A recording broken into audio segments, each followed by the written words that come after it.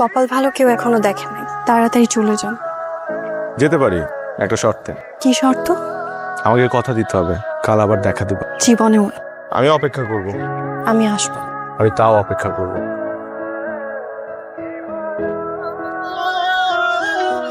আমি জানতাম তুমি আসবে। আপনি যে নাছোড়বান্দা, না আসলে আবার কি করে বসে? এত ভয়? ভয়কে জয় করতে পারবেন? আমি হাত ধরে পাশে থাকলে আমি সব পারবো।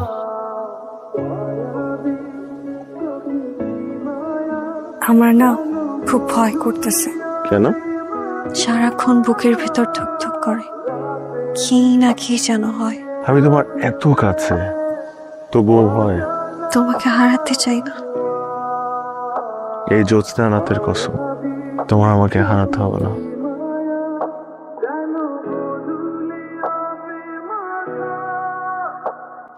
সবকিছু জেনে একসাথে তুই এই কাজ কেন করলি? কেন করলি বল, বল কেন করলি? কেন করলি? লতা, কাজটা তুই কিভাবে করতে পারলি? তোকে আমি অনেক বিশ্বাস করতাম, করে পারলি তুই কাজটা করতে। খবরদার এই ভুল পথে আর পা বাড়াবে না।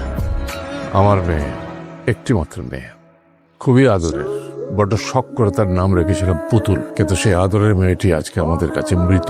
তুমি আমার বড় নাতি, তুমিও খুবই আদরের, কিন্তু সে যে ভুল করেছে সেই ভুল যদি তুমি করো তাহলে বুকে পাথর চেপে হলেও তোমাকে আমরা মৃত ভাববো। এখন থেকে তোর ফোন আমার কাছেই থাকবে। আজকে থেকে তোর বাইরে যাওয়া একদম নিষেধ, একদম।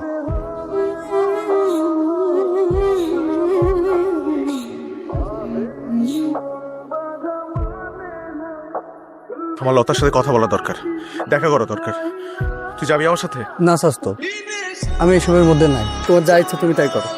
ঠিক আছে, আমার কাউকেই লাগবে না, আমি আমার পথ খুঁজে নেব।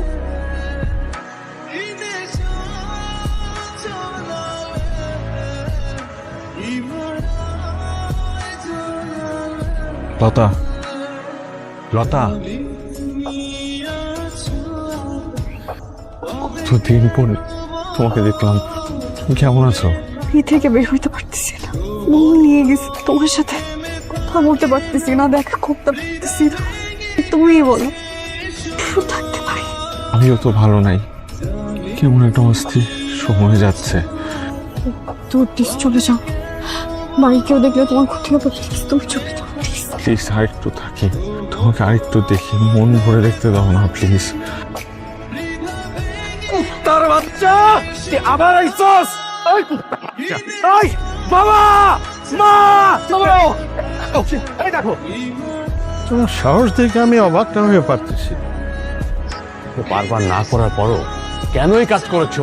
সবাই তোমাকে বারবার না করেছে, তারপরও তুমি তুমি আমাদের কথা ভাবো না। আমাদের মান সম্মানের কোনো মূল্য নেই তোমার কাছে।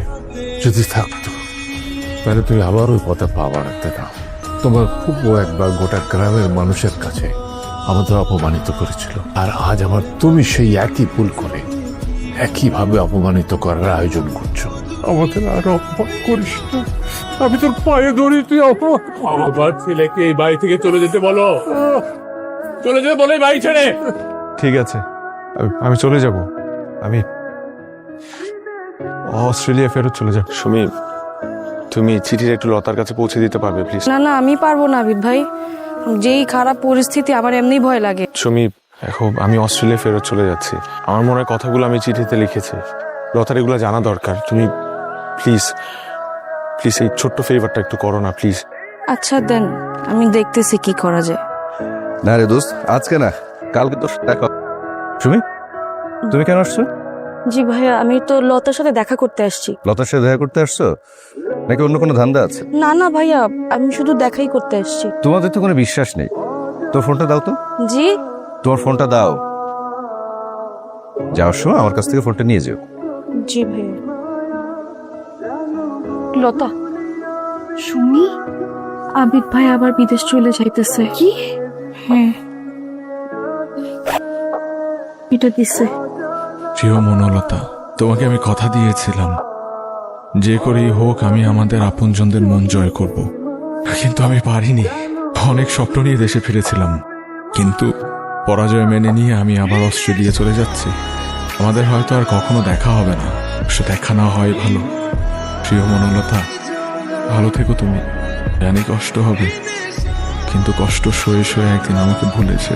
তবুও ভালো থেকো তুমি। আবির ভাই, তুমি কি করে ভাবলা? তুমি আমাকে ছেড়ে চলে যেতে চাইলে আমি তোমাকে চলে যেতে দিব? আমরা ডিসিশন নিয়েছিলাম কখনোই পালাবো না, কিন্তু এখন আর কিচ্ছু করার নাই। রাত 12টায় আমি রেল স্টেশনে থাকবো। তুমি যদি না আসো তবে আমি কি করব জানি না। বাড়িতে তো ফিরতে পারবো না, হয়তো খারাপ কিছুই করে ফেলবো। আমি তোমার অপেক্ষায় থাকবো। স্বাস্থ্য, তুমি লতার কথা শুনো না প্লিজ। দাদা যেন তোমার পায়ে পড়তে চাই, তুমি লতার কথা শুনো না। আমি কোথাও যাব না, ডোন্ট ওয়ারি।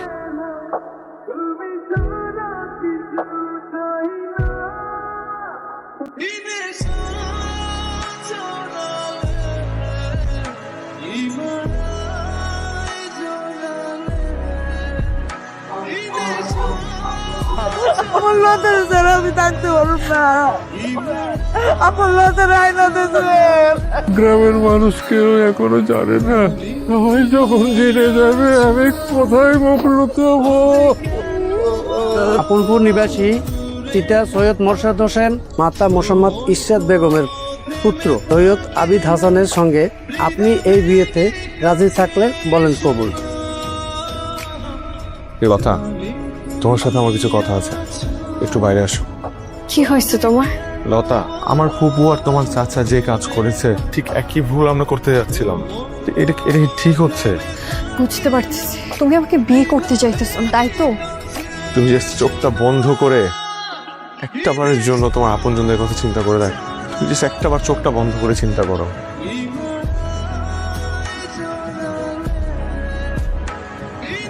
বলো, আমরা ভুল করছি না? আমরা একটু বেশি স্বার্থপর হয়ে যাইতেছে, তাই না? কিন্তু আমি তোমাকে ভাবো না। শুধু মিল হলে কি সব প্রেম পূর্ণতা পায়? কিছু প্রেম তো অমিল পূর্ণতা পেতে পারে, পারে না?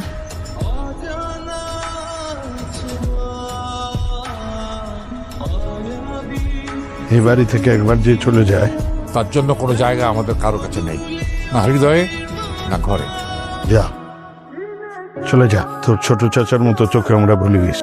আপনার কাছে তো আপনজনদের অনুভূতি, চাওয়া পাওয়া, ইমোশনের কোনো মূল্য, আপনার কাছে শুধু নিজের আত্মসম্মান বোধটাই বড়। আশা করি গ্রামের মানুষ জানার আগে আমার ফেরত আসার কারণে আপনার সম্মান বেঁচে গেছে।